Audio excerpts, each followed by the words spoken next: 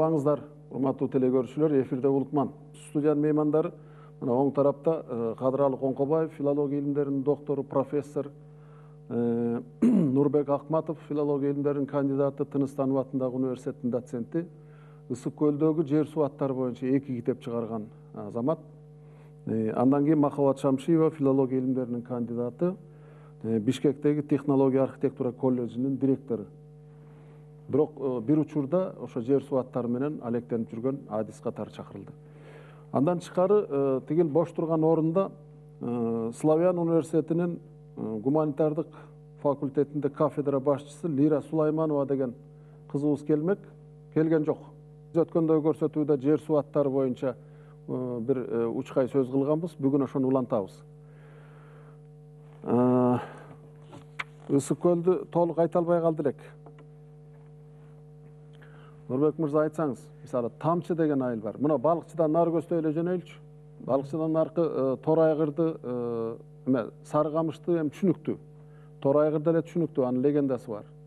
Чырпык туу деген деле түшүнүктүү. Чырпык туу, Корумдуу деген жерлер болуп калды. Андан кийин Тамчы. Бул эмнени түшүндүрөт? Тамчы деген ушул эле түз эле маанисинде ошо байыркы түрк тилинен калган эле сөз. Кыргызча биз кандай түшүнүп атсак, мына ошол эле этимологиясы деле ошол суунун тамчысы дегендей маани берет. Ошол Тамчы деген айыл бар го. Бул аябай суу тартыш жер. Ошо суунун тартыштыгынан бир тамчы суунун мааниси бар экендигин белгилеш үчүн менимче белги деген жер сууну атоодо өзгөчө орунда турат да. Ошо жердеки бир касиет. Ошо бир тамчы суу маанилүү болгондуктан тамчы деп койгон болуш керек деп мен божомолдойм. Божомол.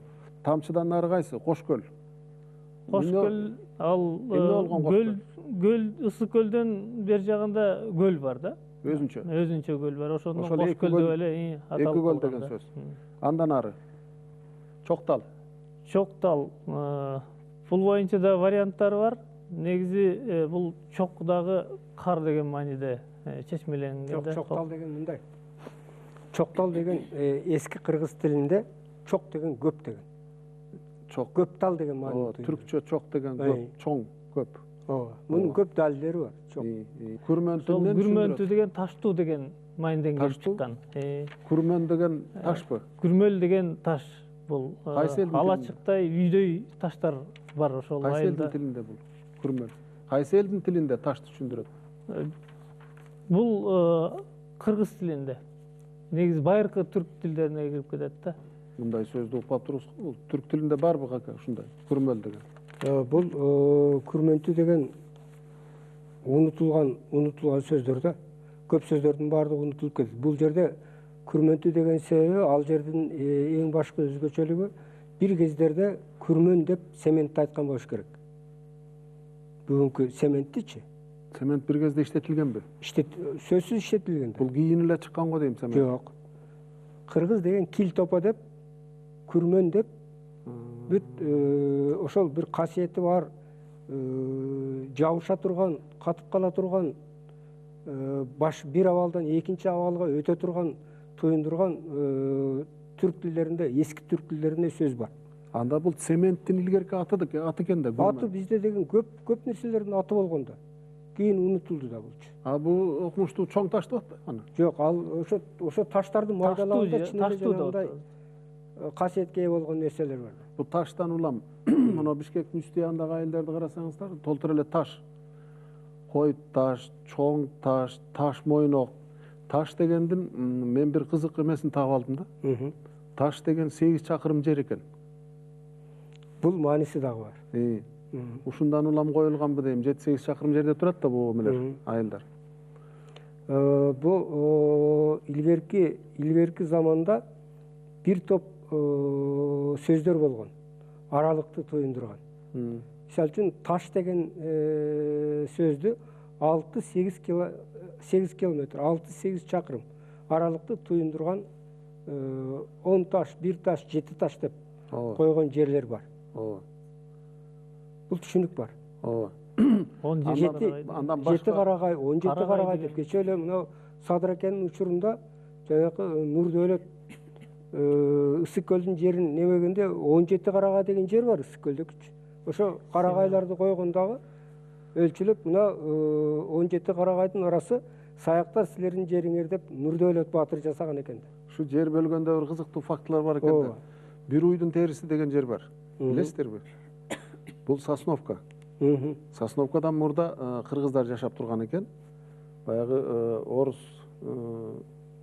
переселенецтер деп коебуз го.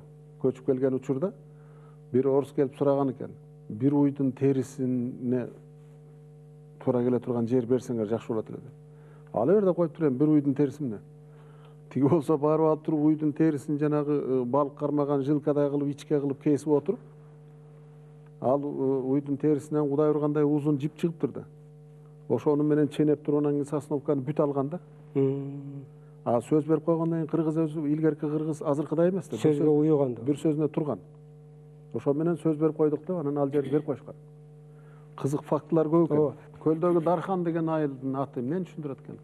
Ал топонимдин келип чыгышы боюнча да көптөгөн варианттары бар.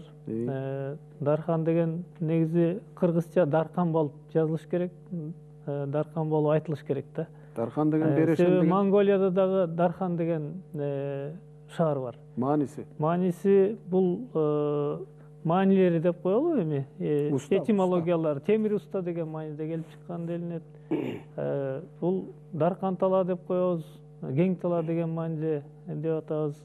Дархан деген дагы бул ошол жерде азыр деле жашайт. Эми кыргыздашып кеткен татар улутундагы өкүлдөр бар, кыргыздашып кеткен.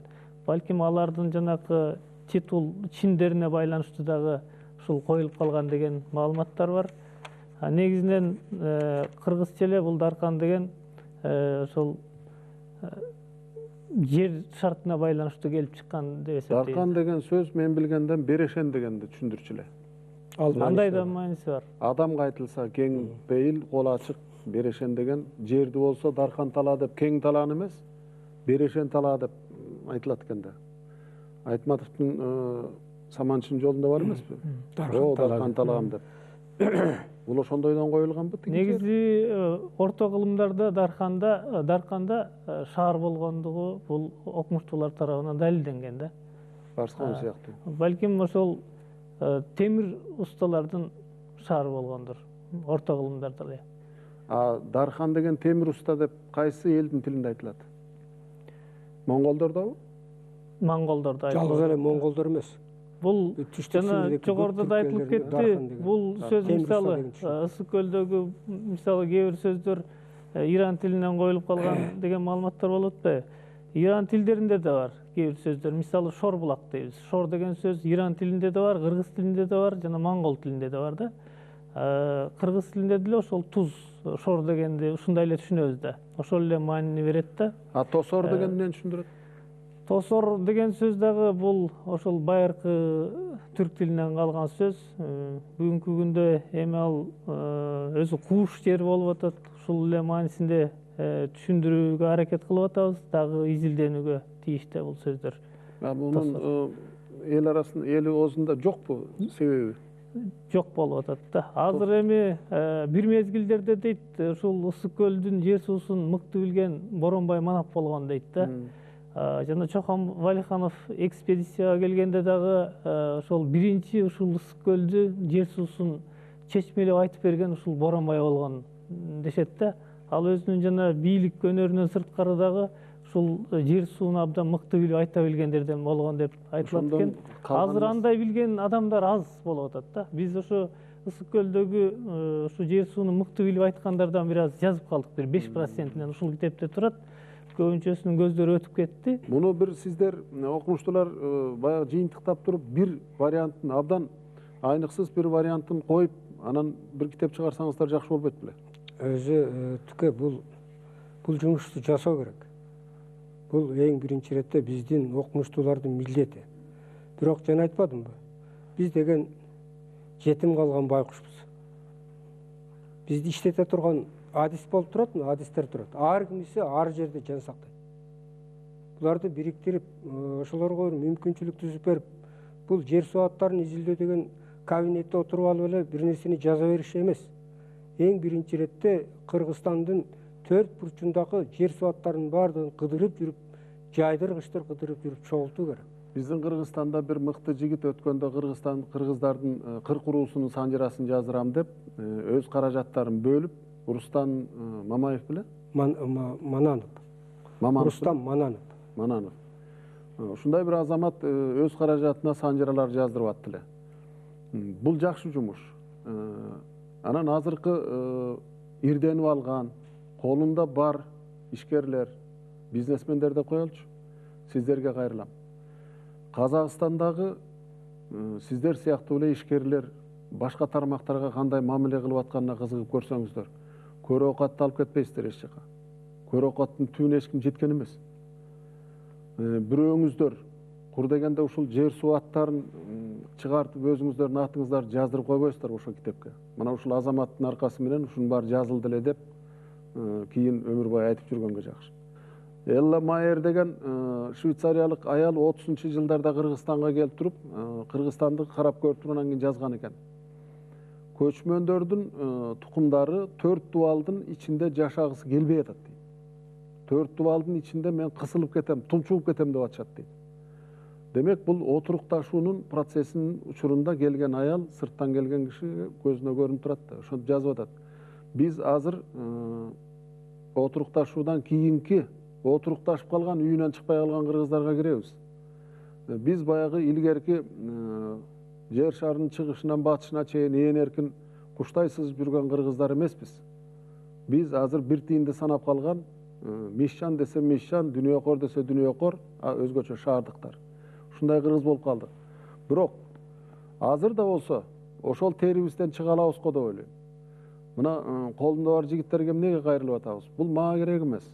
Же болбосо Кадыралы Коңкобаевка керек эмес. Бул кийинки урпактар Кыргызстанды билбей калбасын. Кыргызстан жер суу аттары эмне экенинен түшүнүгү жок болуп калбасын таптакыр. Ошон үчүн жасап койсо болор эле. Ошондуктан ишкер жигиттер, бириңиздер бир азаматтык кылбайсыздарбы? Ушул жер суу аттарын бир китеп кылып, ар бир үйдө тура турган кылып чыгарып берсеңиздер, Кыргызстандын тарыхында бир азамат катары калат элеңиздер. Биз жанатан бери Ысык көлдө эле сүйлөшүп атабыз, аксы чүйдө эле токтоп калдык. Талас деген эмнени түшүндүрөт, ака? Таластын түбү абдан тереңге кетет экен. Мен ушу изилдөөлөрдү жүргүзүп жүргөндө 60 беттей талас жөнүндө бүт дүйнө тилдериндеги мынабереки биздин түндүгүбүз тараптагы тунгус манжур тилдериндеги ал турсун тетиги Вьетнам, тай тилдерине чейинки маалыматтарды чогултуп бир кызыгып кеткен жайым бар эле да. Кийин китепке киргизерде диссертация кылып коргоордо менин жетекчим раматылык профессор Николай Александрович Баскаков айтты мага, Кадыралы муну чыгарып кой. Бул маселе талаш нерсе экен. Оппоненттин сага кереги жок, эптеп коргоп алгандан кийин жазасың депчи. Ошол ойдон калдым. Жакында ошол кол жазманы карап отуруп өзүм таң калдым. Мисалы үчүн тал деген сөз тунгус манжур тилдеринин баарында бар. Тал деген сөз мына Сибирь тараптагы көп тилдердин баардыгында бар экен. Булардын региону ушул Азия материнин баардыгын камтып кете турган жагдай бар экен да. Ал эми аз деген элемент дагы Сибирдеки, түштүк Сибирдеки бул тиги Муз океан тараптагы жашаган элдердин тилинде дагы бул компонент аябай көп учурайт. Булардын мааниси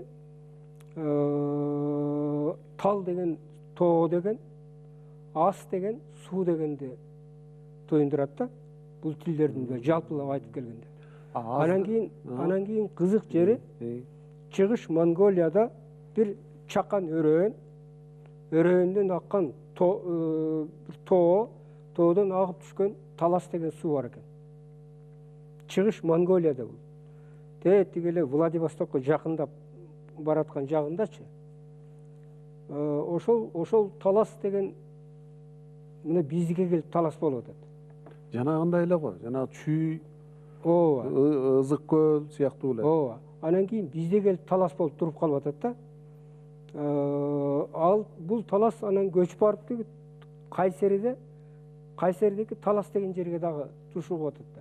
А Кайсеридеги талас деген жерди мен бир чекесинен Кайсериден өтүп баратып сураштырдым. Чынында эле бир өрөөн суу агат экен ал жерде дагычы. Демек бул бир кокустук эмес деп ойлоймун. Бирок бүгүнкү күндө дагы тоо суусу деп маанисин чечмелегенден качынып турам. Бирок мунун түбү барып баягы Алтай доорундакы Алтай доору дегенде, Алтай теориясы дегенде бул бүгүнкү бүт түрк тилдери, монгол тилдери, тунгус манжур тилдери, бул тилдерге корей тили менен жапон тили дагы кирет. Мына ушул тилдердеки байыркы сөз го деп ойлоп калдым. Себеби ал туура экен. Себеби мына 13-чы кылымда Монголияны изилдеген, анда Монголия боло элек кезинде изилдеген немис окумуштуусунун бир эмгеги бар да. Ошондогу бир факт мени аябай кызыктырат. Бул 30 уруу экен өзү ошол кезде. Азыркы монголдор. Булар түндүгүндө кыргыздар менен кошуна жашайт дейт. Түндүгү бүт кыргыздар дейт. Бүт түндүгү кыргыздар болгондо ошол сиз айткан Владивостокко чейин бул кыргыздардын жери болуп атат. Ушулар жашаган болуп атат. Булардын этнографиясы, тигүүсү, каада салты баары аралаштып атат. Болгону боз үйүнүн айырмасы монголдордун уугу түз, кыргыздардыкы кичине куполообразный болуп кетет. Бул ушу болгон айырма. Эт жегени, сыйлаганы, конокту арак ичиргени, кымыздын арагын ичкен ошол кезде. Мен алардын монголдордун ичкен арагын дагы, жеген этин дагы, боз үйлөрүнүн баарын көрдүм. Кыргыздын боз үйү менен монголдун боз үйү түрк элдери менен монгол элдеринин боз үйлөрүндөгү бир өзгөчө айырма бар экен. Ал кереге ууктардын баардыгы жоон болот экен, биздин билектей. Анан кийин мен ноябрь айынын башында бардым эле жанакы шар кыргыздарды, маңгыттардын арасын издеп. Ошондо бир 10 жашар баланы боз үйдүн үстүнө чыгарып коюп кар күрөтүп атты. Аябай таң калдым, ой тоба калдым. Боз үйдүн үстүндө уук кереге дагы кишини көтөрөт экен депчи. Бул жагда чын.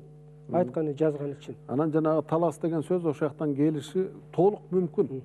Бул Чүй сыяктуу, мына Ысык көл сыяктуу талас, ушунун баары ошол жактан Алтайдан келгенден кийин ошол окшош жерлерге окшоштуруп коюп алган ат деп божомол кылсак, бүгүнкү күндө илимге аябай жакын болот го деп ойлойбуз. Анткени мындан башка уламыштардын баардыгын илим көтөрө албай атат да. Өн эле адамдардын фантазиясы болуп кетип атат. Мына таластан нары мурдакы Жамбыл областы, азыркы Тараз. Ошонун тең ар жагында Ак көлдүн ар жагында Талас району бар. Кетмен төбө деген сөз бар. Ака. Кетмен төбөнү ар кандай айтышат. Бирөөсү жанагы бөлүнүп турган дөбөнү айтат, ушул кетмен менен чаап койгондой дөбө ошондон улам калган деп. Мүмкүн башка да бир уламышы бардыр. Менимче бул окшоштурулуп коюлган ат, мындай окшоштурулуп коюлган аттар түрк элдеринде, ошолордун ичинде кыргыздарда аябай көп. Ошол дөбөгө окшоштурган белгисине карап коюлат, же окшоштугуна карап коюлат да. Ошондой эле кетменге окшогондуктан кетмен төбө деп койгон ат. Чынында эле кетмен менен чаап койгондой. Артылып тургандай болуп турган. Жана бөлүнүп турган дөбөнү ошондон улам коюлган.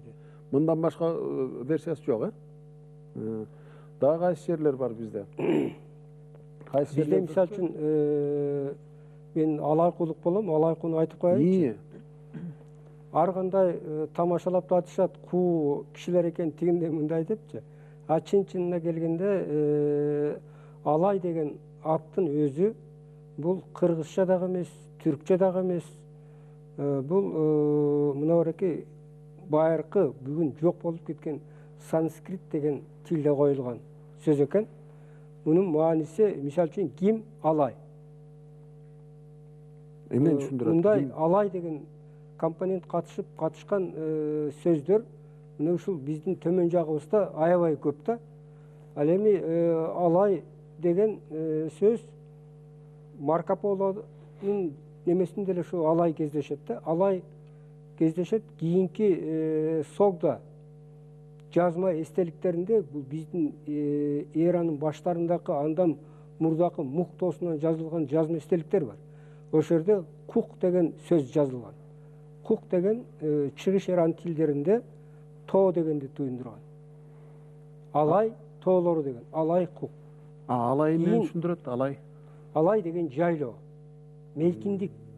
тоолуу жайлоо. Жок, тоосу жок, мейкиндик дегенди туюндурат. Жо алай куу болгондо тоолуу жайлоо болуп атат. Алай деген кадимки алай да. Алайдын талаасы. Азыркы чоң алайдын талаасы. Бул түздүк да аябайчы. Ар жак бери жагы тоо болгону менен. Эгер мейкин болсо бул Ал жалаң эми тоолуу. алай куу ошонун эле кичине чыгыш жагындагы тоолордун арасында Малга байланыштырып дагы мындай чечмелеп атпайбызбы уламыштар менен? Мисалы ак буура, кара буура дегендерди булардын малга байланыштырып чечмелеп туура эмес. Буура деген бул суу деген маани билдирет да. Буура суу. Ак суу, кара буура болсо кара суу дегенди билдирет. Ошондой эле мисалы ошо сууга байланышкан көптөгөн аттар бар. Чаек мисалы. Чай, сай, тай деген сөздөр бул түрк тилдеринде суу деген маанини билдирет да. А чаек дегенде бул ошол кичи суу деген мааниден келип чыккан да, чаек деген. Жумгал деген болсо, мисалы бул моңгол тилинин негизинде коюлуп калган. Зуң кол деген сөз. Кол деген бизче суу, өзөн деген маанинде. Зуң деген бул сол суу деген, сол тарабынан куйган суу дегенди түшүндүрөт да. Ой, суунун жаман көп аттарын айтып ийдиңиздер го таза. Суу, бир суунун канча аты Бул бар жерде өзү? бир кызык нерсе бар да. Мынарки жер суулардын этимологиясына келгенде элдик этимология деген бар, нагыз илимий этимология деген бар. Мисалы үчүн Нурбектин айткандары ошо элде аябай көп айтылат. Мисалы үчүн ак буура, кара буура. Кыргыздын ичинде ак буура деген урук дагы бар, кара буура деген урук дагы бар. Мен ойлойм бул бууранын суу эмес, ошол этнонимден калган. Элдин атынан. Уруктун атын, уруунун атын калышы да мүмкүн да. Ал эми мисалы үчүн чаек. Чаек бул Нурбектин айтып атканы менимче абдан туура. Себеби мына биздин кыргыздардагы сай, Азербайжан тилиндеги чай, түркчөдөгү чай, булардын баары суу деген сөз. Кочкор эмне үчүн кочкор болуп калган? Бул кочкор деген малга байланышы жок, бул өрөөн деген сөз. Өрөөн негизи. Бу да моңгол тилиби? Бул Иран бу. жок, түрк тилинде эле коюлган. Кочкор бу. Кочкор өрөөн Деген сөз, өрөөн деген маанид. Ошол кочкордо негизи ошол өрөөн азыркы географиялык жагынан азыркыдай эмес, мурунку мезгилдерде башкачараак болгон экен. Мындайча айтканда сел жүргөн экен да ал жерде. Ошондон кийин жердин кыртышы өзгөрүп калган да. Кочкордун ошо өрөөн деген мааниден келип чыкканына мен Ал сел бир тарыхый чоң объектин басып да калган да. Аны казган Түкөйдейм, дагы бир кызык нерселерди айталык. Мына береке эмне себептен бүгүнкү Кыргызстандагы аттар, жер суулардын аттары бизди тете узактагы эски тарыхка алып барып такайт. Мисалы үчүн мына биздин Чүй өрөөнүндө Сынташ деген жерибиз бар. Ооба. Аксыда Сыны деген жерибиз бар. Сыны деген бир кыштак бар Аксыда. Булардын аттары кыргыздар ошол Енисейден алып келген сөздөр булардын баардыгы. Биздин кадимки Өзгөн шаары. Өзгөн шаарынын тарыхый Карахандар доорундагы Махмуд Кашкари, Жусуп Баласагунүлөрдүн эмгектеринде, кийинки арабтардын эмгектеринде бул аттар Өзкент, Өзген, Өзгөн болуп ар кандай варианттарда жазылып дагы бир аты Жазы кент болгон.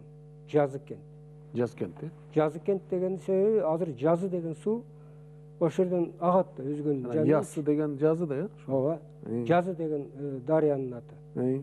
Анан бул жердеки Өзгөн дагы эки биздин сөзүбүздөн турат. Бирөөсү өзүбүздүн өз деген сөз, балким бул Огузга кетиш ыктымал, түпкө. Кыскарыпчы. Огуз кент. Балким. Ал эми кен деген Кыргызстандагы көптөгөн жер суу аттарынын кент деген сөздөр кошулат. Бул Иран, чыгыш Иран тилдериндеги отурукташкан жер, абат жер, маанисине, шаар маанисине, кыштак маанисине. Кыргызстандагы жер аттарындагы дайыма экинчи компонент болуп келген арт деген сөз. Ашуу. Бүгүн мунун тарыхый мааниси ашуу. Бирок бүгүнкү какас тилинде, чулум түрк тилинде, телеут жана телеңгит, тыва тилдеринин баардыгында арт деген сөздүн мааниси ашуу. Бүт баардыгы ашуу. Бул дагы бизди Сибир менен байланыштырып турган бир элемент. Түгөлбай Сыдыкбеков агабыз бир жолу телевизордон сүйлөп атып, азыркы балдарга эрикчи элге эшик арт десең түшүнөбү деп сурап калды. Анан артты билбеген киши түшүнбөйт экен да. Илгеркилердин сөздөрү ушундай бир чулуу, анан мындай жабыгыраак, азыркыдай эмес айтылчу экен. Көрсө жалкоо эрикчи эл кишиге эшикти аттап өткөн ашуу ашканга барабар деген сөз экен да бул. Эрикчи элге эшик арт деген. Анан кыз арт, тору арт дегендин баары ошол ашуу дегенди билдирет экен да. Түкө мен да бир кызык нерсени айтып берейин. Мен бул өзүм аябай таң калдым. 12-16 август күнү Түркиядан Жеңгиз Алылмаз деген абдан мыкты түрколог бар. Ушул Орхон Инисе жазма эстеликтерин жеринде жүрүп изилдеген мыкты бир профессор инибиз. Ал окуучусун ээрчитип келип, мен өзүмдүн Нурдун Усеев, Негизбек Шабдан Алиев деген окуучумду алып, машинеге түшүп алып, биз Саймалы Ташка бардык. Бишкектен Тоғыз-Торого жеткенге чейин 11 саат өтө узак жол экен. Жолдун асфальт эмес, таш жол.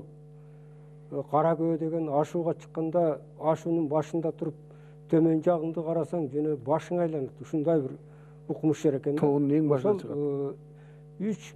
3287 метр экен. Кара Көөнүн бийиктигичи. Биз жана GPS бар эле өлчөдүк. Барсак 9 тора. Бул жерде 9 тора. Эмне үчүн 9 тора? Торо деген биздин кыргыздын да сөзү бар. Торобойсуңбу? Тоспойсуңбу деген маанини алып келет да. Бул өзүнчө табигый бир тосулган жер экен да. Төрт тарабынын баардыгы тосулгандагы чөйчөктөй болуп, төмөн жакта 9 торонун өрөөнү турат. Ошондон бир 70-80 километрге барганда эле Саймалы Ташка чыга турган өрөөн бар экен. Бул жерлердин аттары эмне болот деп мен сурадым. Сураса, мына береки Саймалы Таш, мына береки биз турган жер дейт. Бул жакты арка өбөк дейт. Деп атайт дейт. Арка өбөк. Арка өбөк. Ал эми аркы жагын эмне деп айтат десем, Анжиян өбөк деп айтат дейт. Өбөк деп эмнени түшүндүрүп атат булар? Өбөк деген тарап. Тараппы? Тарап. Өбөк деген тарап. Бул тарап, тиги тарап. Бул кыргыздын таяныч деген нерсе да, арка тарабындагы жөлөк. Өбөгүм, жөлөгүм деген мааниси бар го. Ошонун бир өтмө мааниси да бул жерде. Тарапты туюндурган. Малга байланыштырып чечмелөө туура эмес дедик эле. Мисалы жана Ысык көлдүн күнгөй жагында Кой суу деген суу бар да. Кой суу деген мына ошол дагы байыркы түрк тилинин негизинде келип чыккан, бул өрөөнүн суусу деген маанинде коюлган да. Ошондой эле Кой Сары деген көлдүн жээгинде жерибиз бар. Кой Сары деген дагы бул жантык өрөөн же ири коктуу болуп чечмеленет да, илимий жагынан. Бул Кой Сарынын дагы эч кандай мындай сары койлор менен байланыштуу жагы жок да. Ошону айтып коеюн дегем. Андан кийин жалаң эле Ысык көлдүкү болуп калбасын деп, Кызарт деген дагы мындай белгилүү макро топоним дейбизби бар. Бизде эми топонимдердин негизинен макроно, микро дебей эле жалпысынан топонимдер деп жүрөбүз. Бул жер суунун аттарын. Кызарттын дагы эч кандай кыз менен байланышы жок. Бул Кырарт деген эле сөз. Арт деген жогоруда айтылып кетти, бул ашуу деген сөз байыркы түрк тилинен калган. Анан ушул топонимика маселесинде дагы ошо сөздүн өтмө маанисинин негизинде келип чыккандагы аталыштар абдан көп кездешет да. Мисалы, адамдын, жаныбардын дене мүчөлөрүнө байланыштуу, мисалы, дөң чеке деп коет, чекеге окшоштуруп. Андан кийин географиялык терминдер бар, тумшук. Ошол эле географиялык терминдер кайра ошол жердин аты, суунун аты болуп дагы коюлуп калган учурлары бар. Далы деген жерлер бар Ысык көлдүн сыртында. Чоң далы. Мына Сагынбай Орозбаков төрөлгөн жер кабырга деп аталат, өзүңүздөр жакшы билесиздер. Далы эмнени түшүндүрөт? Далы ошол адамдын далысына окшоштуруп эле койгон. Окшош жер деп. Окшош жер. Кабырга деле ошол? Кабырга деле ошол. Керек болсо биз угуп таң калдык эле, Өрүктүдө Мээ деген жер бар экен да. Ал көрсө саздуу жер экен, көлдүн жээгинде былкылдап турган жер, аны Мээ деп коюшат экен. Ак шыйрак деген эмнени түшүндүрөт? Ак шыйрак деген жер. Ак шыйрак бул ошол Алтайда да бар ак шыйрак, бизде да бар. Эми мааниси азыр толук чечиле элек. Негизи ошол жер элдик уламыштар боюнча айтканда жердин өзгөчөлүгү ошол ак топурактуу жер экен. Анан мал жайылганда шыйрагы ак болуп калат деген маалыматтар бар да. Бирок муну илимий жагынан иликтешибиз керек. Бедел ашуусу. Бадал деген сөз. Бедел деген. Бадалдан бар. Бадал. Сырт боюнча да айта кетейин. Сырт деген сөздүн өзүн биз географиялык термин катары да колдонулуп жүрөт. Бул дөңсөөлүү, түздүк деген маанини билдирет да. Сырт деген. Тыш, сырткы дегенди түшүндүрбөйбү? Дегенди түшүндүрбөйт. Дөңсөөлүү, түздүк деген мааниде. Анан бизде ошол ак шыйракка барып кыштагандагы малчылар болгон убагында. Анан аларда бир Чагыр деген жер бар дешет да. Кийин изилдеп көрсөк, Чагыр деген бул кууш жер деген мааниде келип чыккан экен да. Үзөңгү кууш? Жердин мындай өзгөчөлүгүнө Үзөңгү кууш. туура келет. Үзөңгү кууш боюнча Дөйлөшө Исаев агай изилдеген. Бул үзөңгү куш ошо Иран тилдеринин негизинде келип чыккан деп чечмелеген да. Мына биздин Ысык көлдөн келген, Ызык көлдөн, Ыйык көлдөн келген Нурбек Акматов замандашыбыз Ысык көлдөгү жер суу аттары боюнча бир эмес 2 китеп чыгарды. Ар бир облустан чыккан азаматтар эгер окумуштууларыңар бар болсо, өзүңүздөр жазып чыксаңыздар. Бул сиздердин патриоттук милдетиңиздер. Эгер жок болсо, анда окумуштууларды жалдап, ошол облустардын ишкер адамдары, бир патриот адамдары чогулуп туруп, ошол облустун жер суу аттарынын баарын китеп кылып чыгарсаңыздар. Кийин анан баарын чогултуп туруп, бир дайыр азамат табылса, Кыргызстан үчүн жалпы бир китепке айлантат го деп ойлойбуз. Элиме керек, келечекке керек деп казып, көз майды коротуп иштеп жүргөн сиздерге рахмат. Эмгегиңиздердин ылайым акыбети кайтсын. Саламатта болуңуздар.